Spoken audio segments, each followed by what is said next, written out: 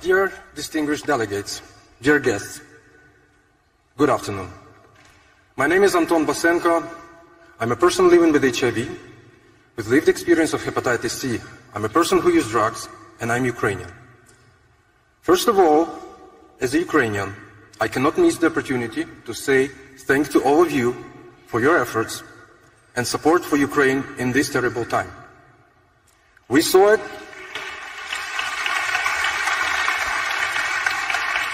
We saw it at the opening ceremony.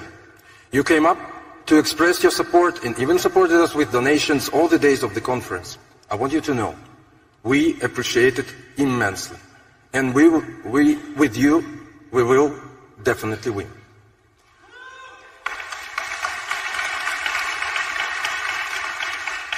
What is the feeling with which I stand on this stage? I feel incredibly proud to be the voice of the community at the closing ceremony of this important conference. But at the same time, I feel a great responsibility because every word spoken here matters. Because every word can save someone else's life. A little bit about my life, and I think the numbers will be more illustrative. I'm 44. My adolescence and first experiments were in the mid-90s. I started using psychoactive substances when I was 14 and injecting when I was 16. But my first syringe in the harm reduction program I received only when I was 23. And at the same time, I found out that I'm living with HIV and hepatitis C.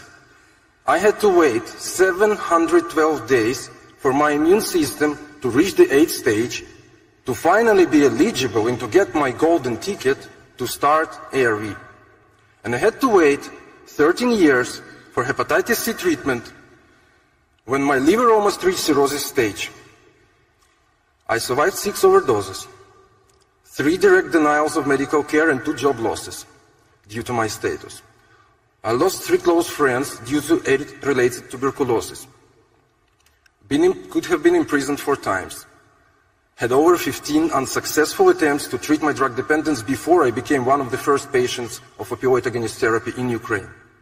As you can see, I'm still alive and standing in front of you, and I'm sure that this was possible because someone once in their small workplace or large area of responsibility put a person first, put me first.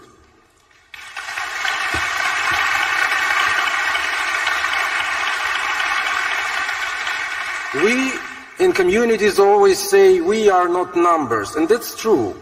But the lives of community people are made up of numbers like I just mentioned. And now imagine that the moment I say this, millions of people from different communities at this very moment are still suffering from their numbers and dying, not waiting, getting rejected, ending up in jail. And all this in 2024. More than 40 years since we know about HIV infection, and just over 5 years to 2030, when the whole world and governments have set themselves the goal of ending the AIDS epidemic. I think we simply have no choice. The time of declarations and beautiful conference title is over. Putting people first is now the sacred responsibility of every government, every policy and decision maker. And it is these people, you are the people, let me hear you people. Bravo. You, civil society, representatives of all key affected communities who must be included in all processes as full participants and equal partners. There are no other options, because nothing about us without us.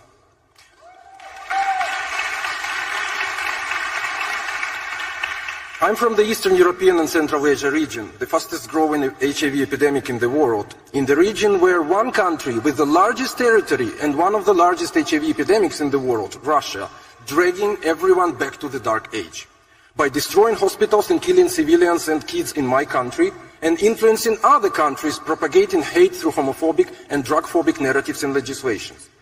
Well, human rights for key populations in our post-Soviet states have always been poor.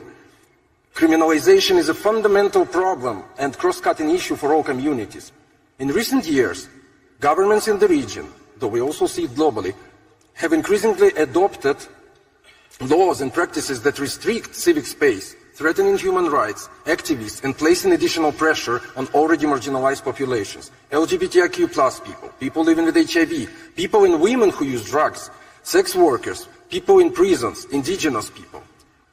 KGB and Stasi methods are back. They are used against my colleagues and activists like myself from Azerbaijan, Georgia, Kyrgyzstan, and Belarus. Just imagine, my colleague from APH, the national coordinator of REACT, Human Rights Monitoring System, and well-known Ukrainian human rights activist Maxim Butkevich, who went to serve and defend Ukraine and our European choice and our European values as a volunteer, was captivated and is being held in terrible prisons in Russia for the 2nd year.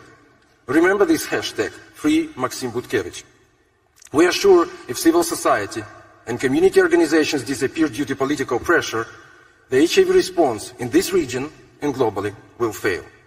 Community leaders in ECA region are now united with call to all potential allies, and I want you to learn and repeat it with me.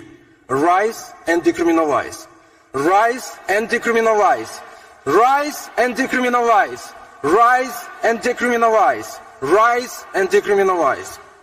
But I wouldn't want to talk only about sad things. We do summarize the results of the conference and try to imagine what's next. We come away with a unique charge of energy and networking that needs to be used to maximum effect. Here is just a small snapshot of what we have seen these days, and as communities consider a priority for future work. Innovations, innovations, and innovations. Virtual social workers and other digital solutions, long-acting ARV and opioid agonist therapy, medical-assisted therapy for stimulant user and chemsexers. Innovations in fundraising like cryptocurrency projects, U=U, including people who use drugs, PrEP, but not excluding condoms, not disvalue condoms, mental health and well-being, opioid agonist therapy, harm reduction and combination prevention, drug consumption rooms, aging and HIV, sexual and reproductive health and rights programs, co-infections and comorbidities, women and youth-led initiatives, community mobilization at all levels, and of course, stigma reduction, funding increasing, and partnerships building. And all this needs to be scaled up and reach the hardest to reach at cosmic speed. What is important, and this is not the first conference we have heard this, is that we have all the tools in place. We have all the tools we need. But what we don't have is time. And every minute, and as we know, and as we heard here, one person in the world continues to die of AIDS. So I want to rephrase the motto of this conference and call you, put people first now. Put people first right now, immediately. And I really hope that when I attend the next conference with another inspiring title, I will not face a feeling of insurmountable déjà vu because I have already seen and heard all this. And last but not least, my community peer from Uganda, who spoke at the opening, he said that he's the first ever transgender man speaking at the opening of this conference. Unbelievable, huh? Well, I don't know if I'm the first ever person who used drugs speaking at the closing ceremony, but I'm sure we must keep doing that to hear and see communities in all their diversity and put them first. Thank you for your attention, and Slava Ukraini!